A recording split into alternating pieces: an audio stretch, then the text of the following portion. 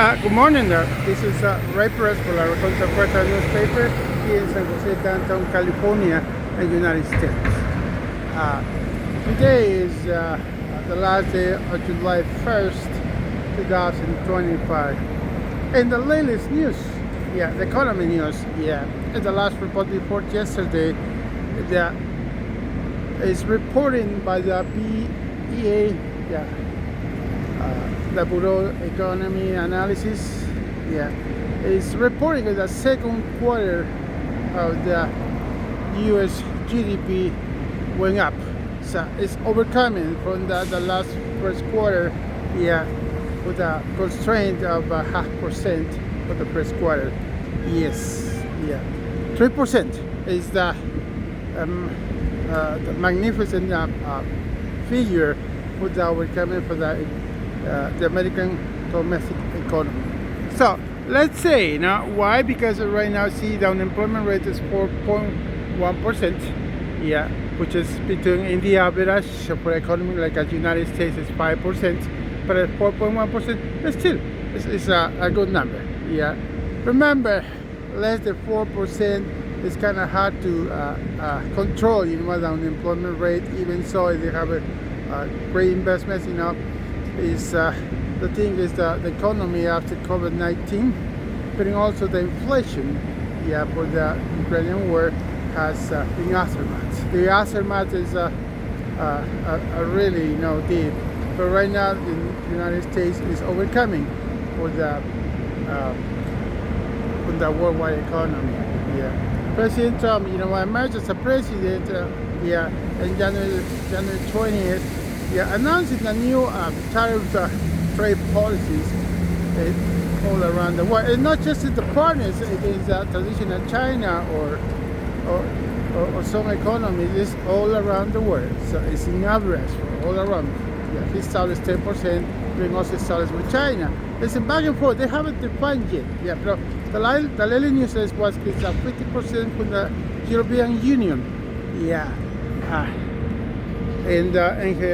And his trip in Scotland, United Kingdom, where Ursula von der Leyen, she made a trip, with President Donald Trump, with a 50% for all the European zone, But also, it's still in the with Japan, being also Canada and Mexico, they haven't defined really still, how we're going to deal with this, But it's now United States for President Donald Trump has made an average, the 10% for every single country. So it's not going to be free agreement anymore.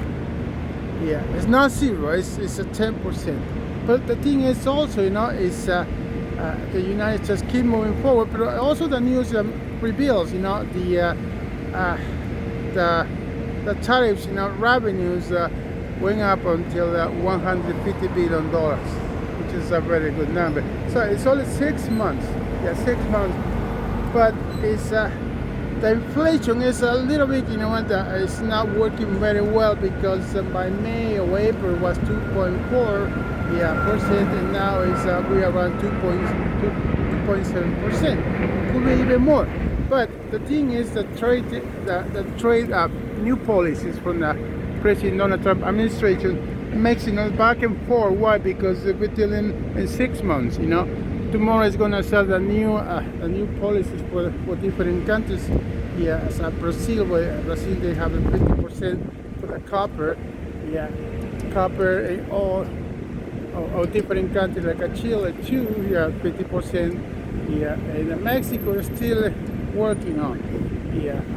But the thing is, the economy keeps going. We'll see for the third one. So usually the first quarter of the economy of the United States is a low season after Christmas, New Year's. The holiday season is very important. It's the highest season ever. And after that, after New Year's, it goes down a little bit. Well, in the previous years, it used to be 1.1, 1.4, 1.6. The last 3 years. The first quarter. But the thing is, the new trade policies makes it, really shaky and then it went down. It went down first quarter, and the American GDP's economy.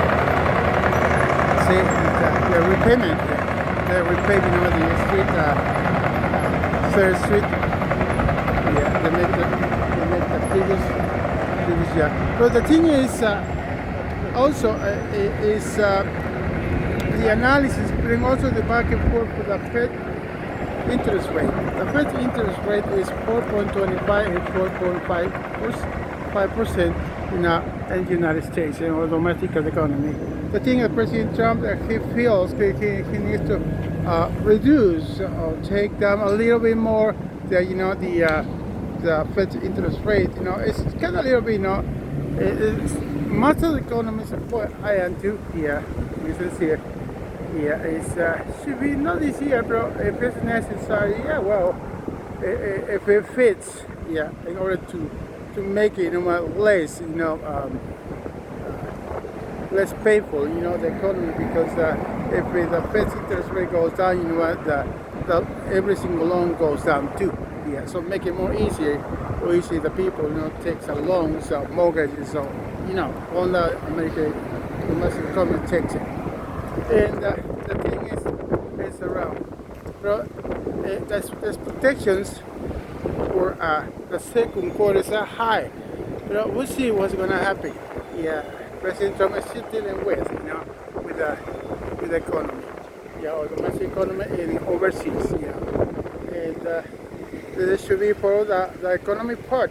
The second one is yesterday, the former Vice President of the United States, Kamala Harris, former senator too from California state, yeah, she announced loud and clear that she won't run for governor California elections. She was, I believe so, as I made my comment, yeah, is that she's gonna focus for the 2020 elections, yeah, for her presidential, aspiration, which is she already did. She wants to try one more time, but also before that, in 2026 we have the midterm elections. Democrat Party, has lost the House and also the Senate, and they're gonna try to take back or the Senate or the House. Yeah, they're working on it in order to to have a presence for the Democrat Party right now. Yeah. California is getting hot too. Why? Because Kamala Harris is announced it, that she is not going to run for governor of California in the election of 2026. Yeah, it's a news which is being back because she was going to be the front runner. Yeah, and it's still there are people, yeah, who wants to run, and also we don't know who is going to be who represents the Republican Party in California. Governor news on that next term is going to end in 2026 and in December.